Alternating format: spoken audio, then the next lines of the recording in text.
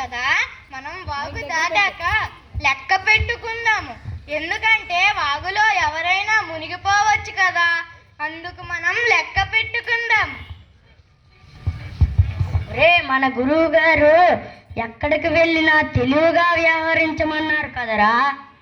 మనం పరమానందయ్య గారి శిష్యులం 12 మందిమి ఉన్నామో లేదో అతల ఒడ్డుకు వెళ్ళాక లెక్క పెట్టుకుందాం. వాగు దాటే ముందు మనం దేవుణ్ణి తలుచుకొని దాటాలిరా.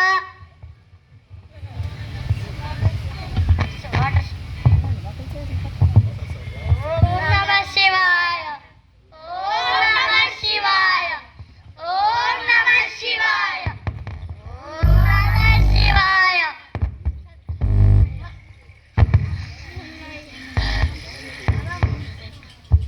ఇప్పుడు మనం ఎంతమందిమో లెక్క పెట్టుకుందాం. నేను లెక్క పెడతా. 1 2 3 4 5 6 7 8 9 10 11. మనం వాగు దాటక ముందు 12 మంది ఉన్నామురా. మనం వాగు దాటేసరికి 11 మందే ఉన్నాంరా. మనలో ఒకడు మునిగిపోయాడురా. నేను లెక్క పెడతా చూడు. 1 2 3 4 5 6 7 8 9 10 11. అవునురా, మనలో ఒకడు చచ్చిపోయాడు. ఆగండ్రా, మన గురువు గారు నన్ను తెలివైన శిష్యుడని అంటారు. నేను లెక్క పెడతా. 1 2 3 4 5 6 7 8 9 10 11. అవునురా, మనలో ఒకడు చచ్చిపోయాడు. ఇలా ఏడుస్తూ కూర్చుంటే మనకి సాయం ఎవరు చేయర్రా. మనం వెళ్ళి గురువు గారికి చెప్పాలి. గురువు గారు ఏమైందిరా?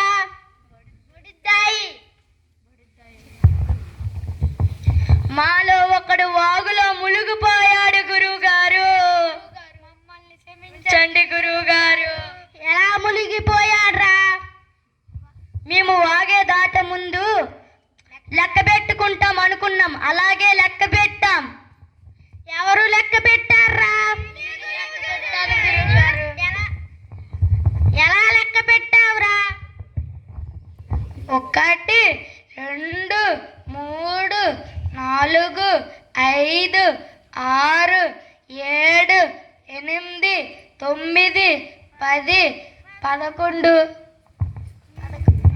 సరే బడుతాయి, నువ్వు లెక్క పెట్టుకోలేదురా. నమ్మం గురువు గారు. నేను లెక్క పెడతాను చూడు.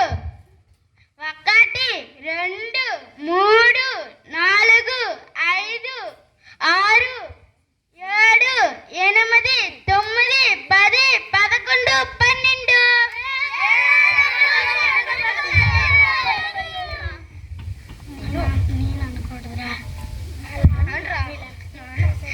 నేను లెక్క తీర్చేసరికి నా బుర్ర మెటలెక్కిపోయింది. నాకు కాలు పట్టాన్రా.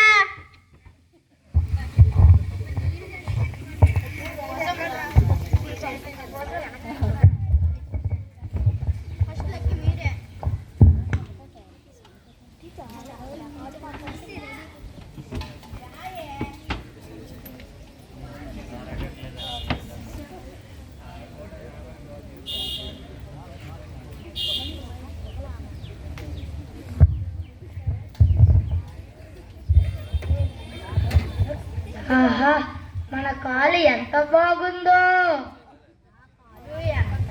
కాలు ఎంత బాగుందో. మీ కాలు కన్నా మా కాలు ఇంకా బాగుంది. మా కాలు మృదువుగా ఉంది. మా కాలు వజ్రంలా మెరుస్తోంది. మా కాలు చాలా మంచి కాలు.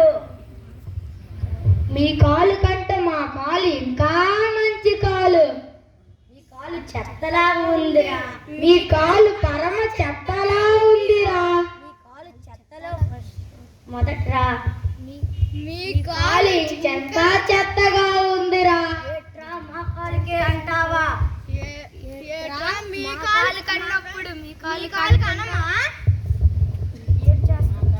ఏం చేస్తామో చూడండి. ఏమేం చేస్తామో చూడండి. మీ కత్తి తీసుకొని మీ కాలు నరికేస్తాంరా.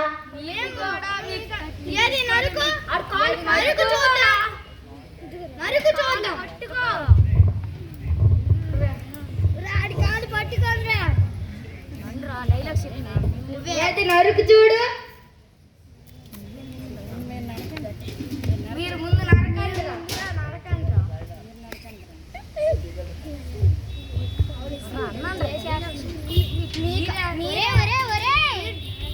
చంపేస్తారేంట్రా మీ గురువు గారిని? పోండి పోండి. ఏమండి, ఒక్క నిమిషం నేను లేట్ అయితే మిమ్మల్ని చంపేదురండి. మీ శిష్యులతో ఎలా వాగుతున్నారో ఏంటో. పోనీలే వాళ్ళు మంచి వాళ్ళని, పొట్టు అమాయకులు వాళ్ళకు